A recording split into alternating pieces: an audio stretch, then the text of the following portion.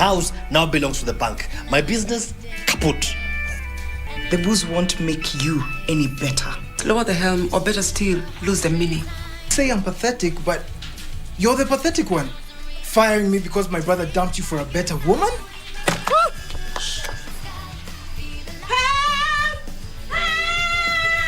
Would you like to scream some more?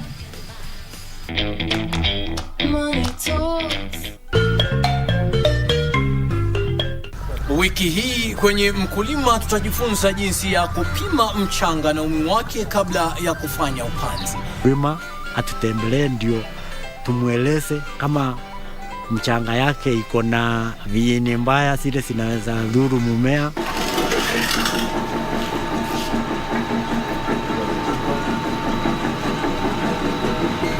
Ungana nasi Jumapili saa 9:30 hapa KBC Channel 1 kwa uondo kamili.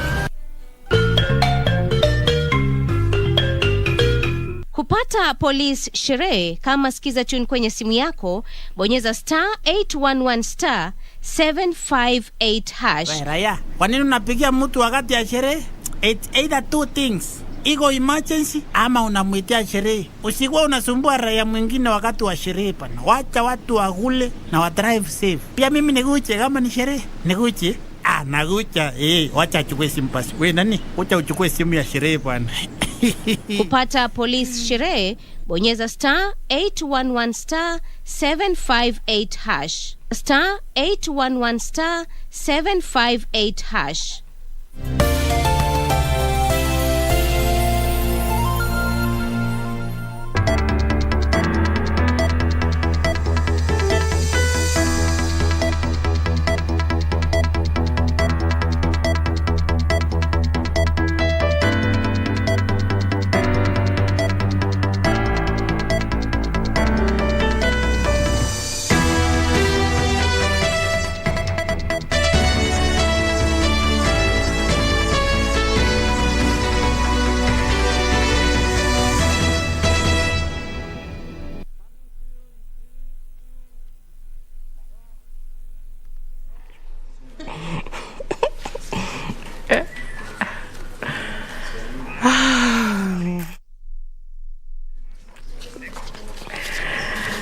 Good afternoon. Thank you for time for us. You are in time for the Lunchtime News. It is the 20th day in the month of August 2022. Do interact on all our social media platforms at KBC Channel 1. My name is Irene Muchuma. On sign language interpretation, we have Anne Wangeshi. Humanitarian agencies have warned of a looming serious famine in the drought-stricken regions of northern Kenya and calls for urgent intervention to avert the crisis. According to the Christian World Service Project Coordinator Michael Kendagor, areas of Laisamis and North Horr sub-counties in Marsabit County are among the worst hit.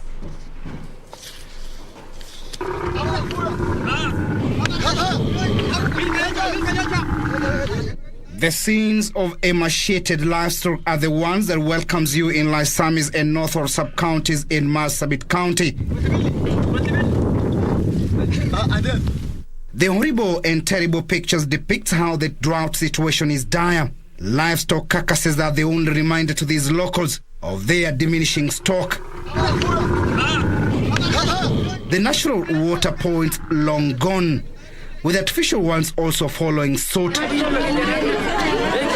And a total of over 1 million heads of livestock have been lost to drought, thus exposing the residents to acute food insecurity. Kuna wakati hata watu hakuna kitu wanakula, wengine wanapata 1 meal, wanakula tu chakula mchana na usiku wanalala. Kwa kweli gharama imetushinda ya maduka.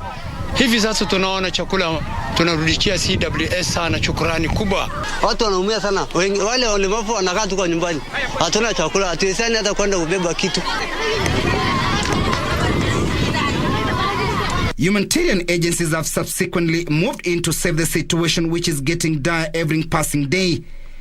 On this day, a Canadian-based Christian World Service Project was here to distribute food to more than 4,000 vulnerable households in Laisamis sub-county. The humanitarian agency raising a red flag over the situation on the ground. The area has never received rains. I think for the last 4 years, and the situation is very, very dire. Many livestock, total of over 1 million livestock has been been reported to be lost, and the ones that are here now are emaciated, and others are dying. Kuna watoto ya shule, watoto ya primary, wengine hawana chakula, wengine wanaacha shule kwa sababu hakuna chakula. Experts are now warning that the hunger crisis was already at the most severe category of emergency, and there were indications that it might escalate into a catastrophic phase with the continued dry spell in the region. Sasa mtoto anatembea 15 kilometers from home kuja shule bila pengine hata chakula ya asubuhi nyumbani, na anakuja shule kusoma, na tena alasiri hakuna chakula tena, itabidi huyo mtoto aende atafuta chakula nyumbani. Sasa inaleta shida. Na kuna wengine pia kwa sababu ya hii kiangazi ama ukosefu ya chakula pia wanjaweza kupata wakati wa kwenda kwa shule kwa sababu ya shughuli ya nyumbani. Timothy Kipnoso for Lunchtime News. All right, plans are in top gear ahead of the swearing in of Migori County new Governor Ochilo Ayako and his deputy Gimunta Mahiri. The swearing in ceremony will be held on Thursday next week, with renovations in the office of Governor ongoing following the barring of Governor Okoth Obado from accessing office owing to murder-related charges he is facing. The county's Joint Transition Committee Chairperson Christopher Rosana says they are preparing the instruments of power to be handed to the incoming governor. The committee says it also prepare departmental reports showing the state of affairs in the county.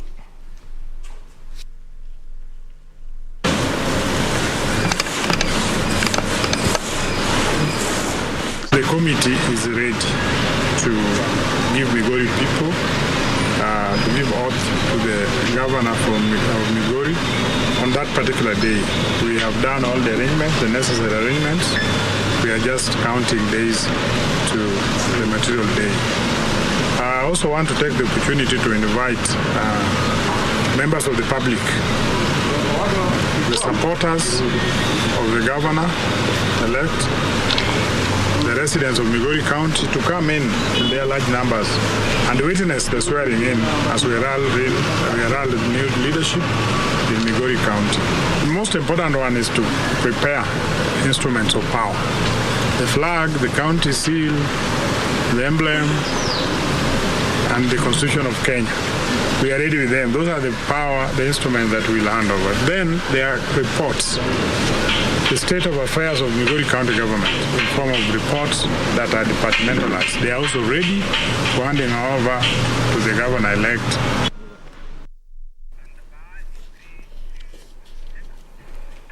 It was all celebrations at Muchuma village in Gatundu North, Kiambu County, after a man and his wife clocked 102 and 108 years respectively. The duo say the secret to their long life is embracing a healthy lifestyle, respect for each other, keeping away from alcohol, and positive attitude towards life, despite the challenges that they have had to surmount. Celebrations rocked the air at Muchuma village in Gatundu North, Kiambu County. Family, friends and residents came together to celebrate this couple that has lived together for over a century. Patrick Mudhomi and Mary Waithera clocked 108 and 102 years respectively, their daughter attributing her parents' long life to choosing happiness and being deliberate about a healthy lifestyle. Vile nimesimama hivi niko na miaka 50 na nikihesabu ile safari nimetoka kuanzia miaka 50 na ile ambayo baba yangu ako nao 108 ni baraka. Nikihisi mimi mwenyewe ni unaona wazazi wetu zamani walikuwa wanakula mihogo, doma. Sasa hii mimi naanza kulia, miguu inauma na hata sijafikisha nusu ya miaka yao. Sababu gani? Tumezoea kukula vitu, tunataka mikate, mandazi, lakini mzazi wangu alikuwa ananilea na doma, ananilea na goashe, na ndipo unaona mzazi akikulea na hizo vitu huwezi adamana na magonjwa mingi. Their son noting that his parents have always lived in harmony with each other, saying they always offered him and his siblings a safe environment that they enjoyed and thrived in as children. Sisi wale wamezaliwa na huyu mzee, hatukuiga akikuja nyumbani jioni akiwa mlevi, hatukukutana naye baba yetu akitukanana matusi maovu. Kwa hivyo sisi tukaiga mfano mzuri, na ndio tunasema ya kwanza, mzazi anapoishi maisha mabaya ni funzo kwa watoto anaozaa. To celebrate their life, their children, grandchildren, together with the church, organize a special mass to celebrate them. Baba yetu na mama yetu wamekuwa na furaha, si walevi. Ya pili, si waombaji wa chakula, ni waombe wale watu wako mbali. Watoto, peeni wazazi wenu pesa na chakula, kwa maana mtu mwingine juzi nisikia akisema wazazi wakipewa pesa hawajui kuzitumia, na mama bado ako vikundi za wamama pahali viti zinapeanwa na hema imepeanwa. Sasa ukimpatia unga ataenda kupeleka unga kwa vikundi. Mudhomi and Waithera also credit staying away from smoking and drinking alcohol, being physically active in their farms, and also having a good relationship with God as a secret to a longer life. The elderly couple, who say life can't get any better, encourage young men and women to uphold good morals and respect each other and to have healthy and fulfilling relationships. If you drink alcohol, you will not obey your parents. Bananas, sweet potatoes, and arrowroots are our basic food.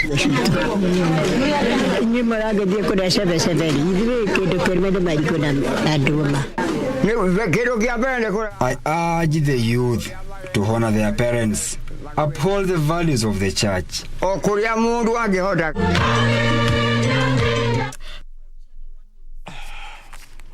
Very encouraging indeed. Thank you, Mungai, for that report.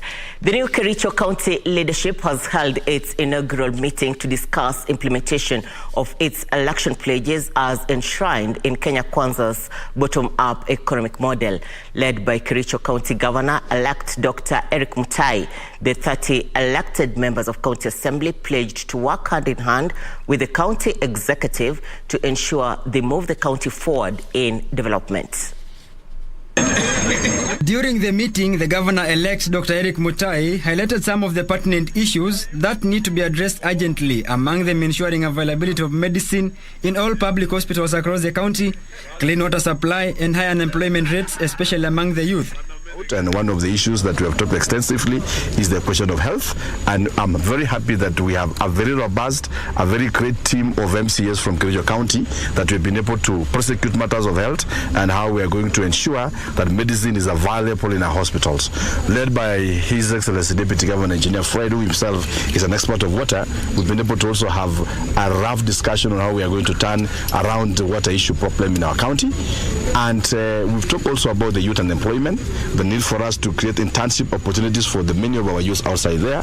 The governor-elect also saying his administration will invest in agriculture and especially dairy farming by setting up animal feeds processing farms that will be sold to farmers at subsidized rates. In a year, we'll be having a workable milk processing factory and strengthen our cooperatives, which will see us buy milk at 60 shillings per litre, while we also have a miller for processing maize and processing subsidized feed for our animals. We've talked also with the multinationals on the need for them to remove the plucking machines and replace with the human labor.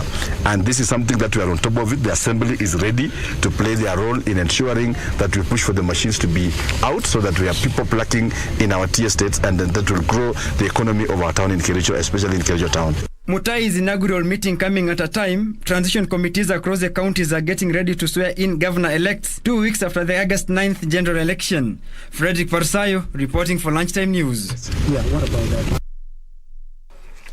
Education stakeholders in Kisii County have raised concerns over the future funding of education even as schools reopened after the general election. The parents, teachers and clergy say the withdrawal of CDF for the 13th Parliament could deal a big blow to education, noting that CDF has helped build the much-needed infrastructure, especially with the 100% transition that has seen school population increase significantly. Amasega SDS Secondary School Principal Robinson Matare said school infrastructure development funded by the CDF kitty that has been withdrawn will pose a challenge to schools and petition the new government to provide an alternative to it. This kitty has been helping our schools. You go to many of our schools, classrooms have been constructed, dorms have been constructed on CDF. Schools have gotten buses through the CDF kitty. So now that it has been scrapped, I don't know what's going to happen, but we want to believe with the new government, with the new leaders who have been elected, they will get a way of helping us in a similar way that we have been assisted before when this fund was available. The stakeholders expressed fears over the rising cost building materials needed to build infrastructure to operationalize junior secondary schools under the competence-based curriculum CBC. Principal Matara noted that although the institution had done 2 phases of CBC classroom construction, hurdles stood on its way to implement the junior secondary programs due to inadequate space and lack of human resources. He petitioned the incoming government to post enough teachers for the new curriculum. The new government is going to take a step and provide us with enough teachers who will be able to handle the new CPC, because we shall be having 2 admissions come next year, January, those joining junior secondary and those the normal admissions, which means this may need support from the government, particularly in the supply of teachers. Bishop John Omangi of Anglican Church of Kenya said the high cost of living has seen some parents lack the means to send their children to school, saying this will erode the gains made in ensuring all children to go to school.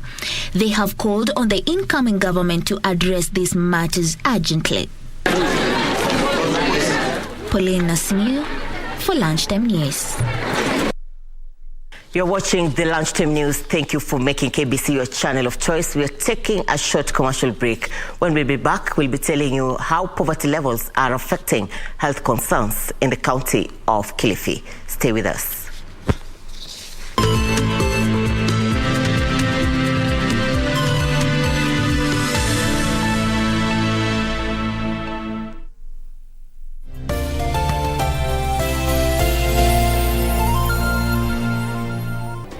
Do you have a news story to share with KBC? Get in touch swiftly on email news@kbc.co.ke or call 0723-892-654 or 0734-780-124.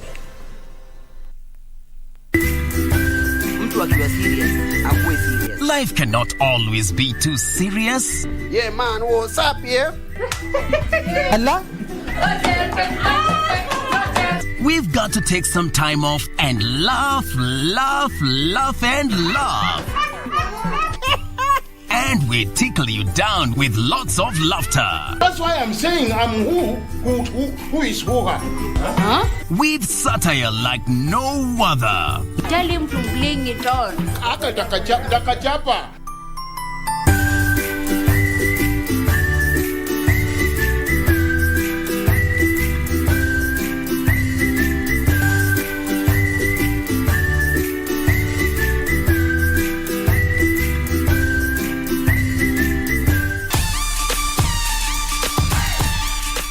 My gold, Mattress People's gold, and I'm coming to get that gold.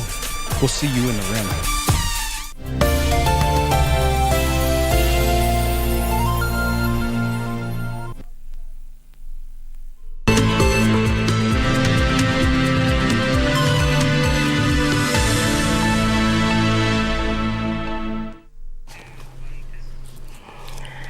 Welcome back. Poverty levels have been blamed for hindering the uptake of reproductive health initiatives in several villages in Malindi area of Kilifi County.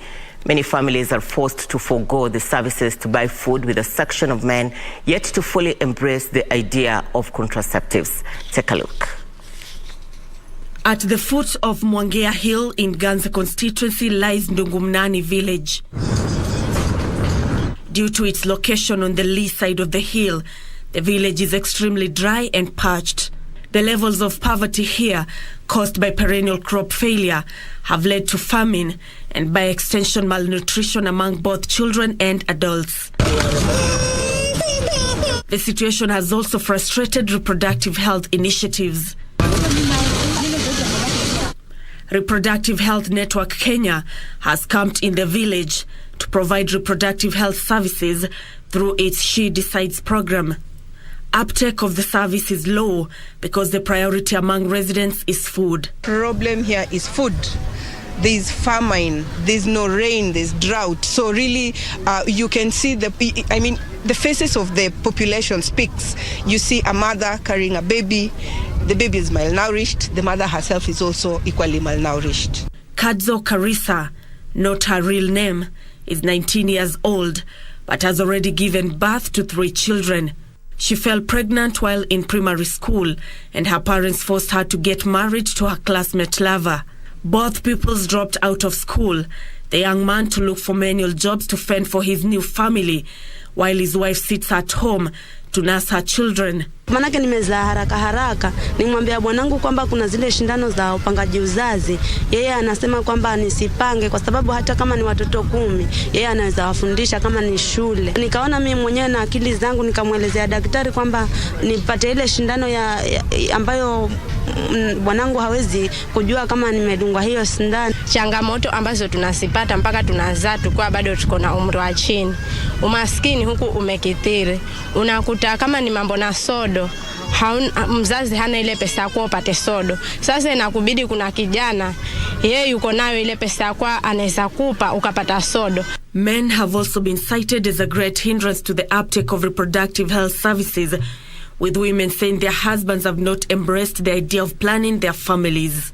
Ukienda kwa bwana ukimhoji mimi nitafanya nini? Nataka nitumie family planning. Mzee anakwambia sisi wenyewe tumezaliwa karibu 10 na ni sharti wewe uzae mpaka umalize hao watoto wote. Na hilo si urongo, ni kweli. Na tunakataa na sababu. Manake katika kupanga uzazi mara nyingi wanaodunga zile sindano wanakuwa wazito kupita vile ulivyokuwa unampenda. Wewe ulimpenda alikuwa mwembamba, sasa anakuwa mzito. Tunaomba ikiwezekana mashirika yawafundishe watu zile njia badala za kutumia bila madawa. Hizo naona ziko na usalama zaidi. Nasio Kware, Lunchtime News. All right, a hawker in Matungulu sub-county in Machakos County is seeking justice to have his 2 parcels of land transferred back to him. Kigera Maichwe claimed he bought the land from Mwanzo Properties Limited in 2007 and he is yet to get ownership documents. He has been on a mission to pursue to get the parcels of land back for more than a decade now. Despite having all authentic documents of ownership, his efforts are still in vain. Kigera has faulted the new management of Mwanzo Properties Limited for his predicaments. The land agency, through their representative, has advised him to seek intervention from the courts after the change of company management. Next.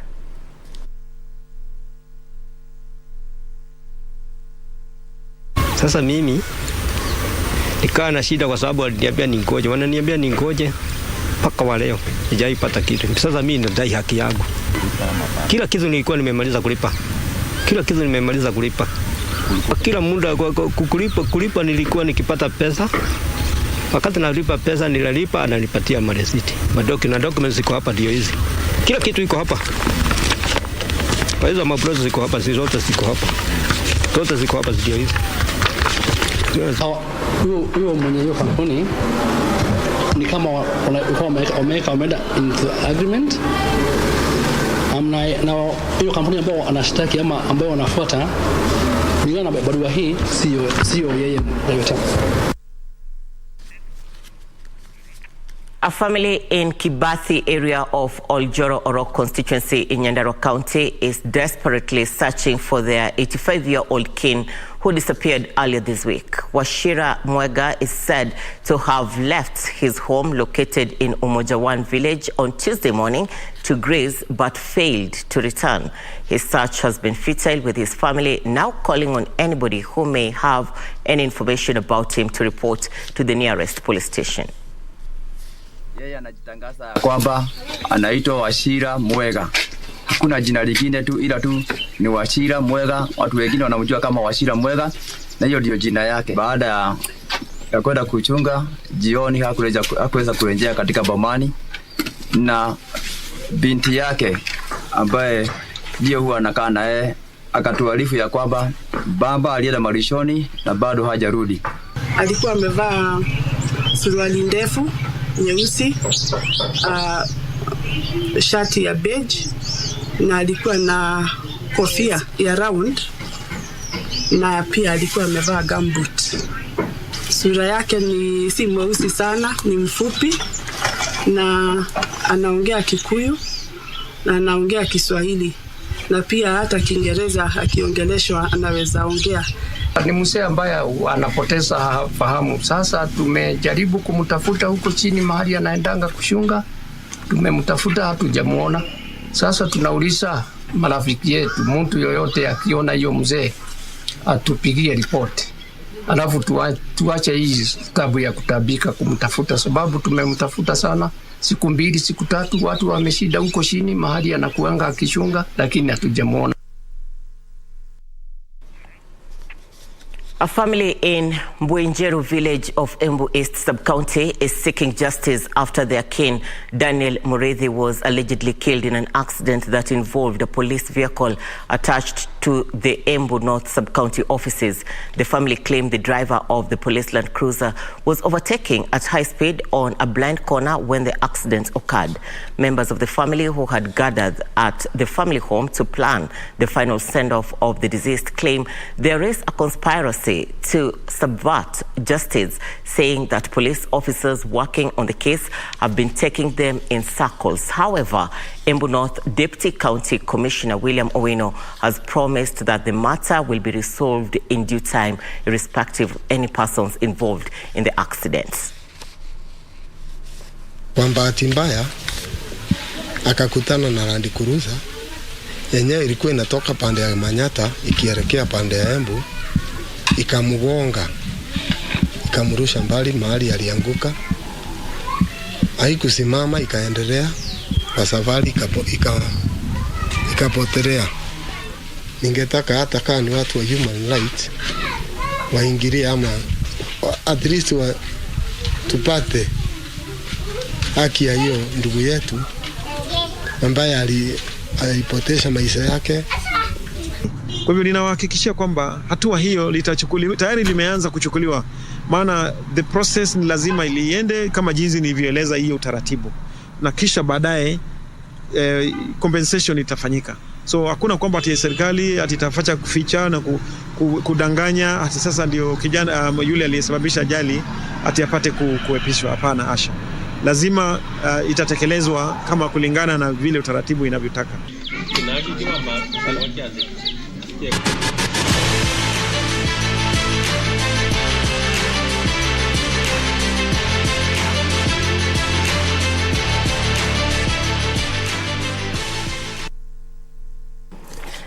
Time to play. Time for Channel 1 Sports News. The English Premier League enters its third round today with Tottenham Hotspurs and Arsenal in action. Spurs will host Wolves, while Mikel Arteta's Arsenal will be playing away to newcomers Bournemouth. In Spain, defending champions Real Madrid will play against Celta Vigo. Tottenham Hotspurs will be aiming to get back to winning ways when they host Wolves at the Tottenham Hotspur stand. Wolves are 14th with 1 point only after 2 games.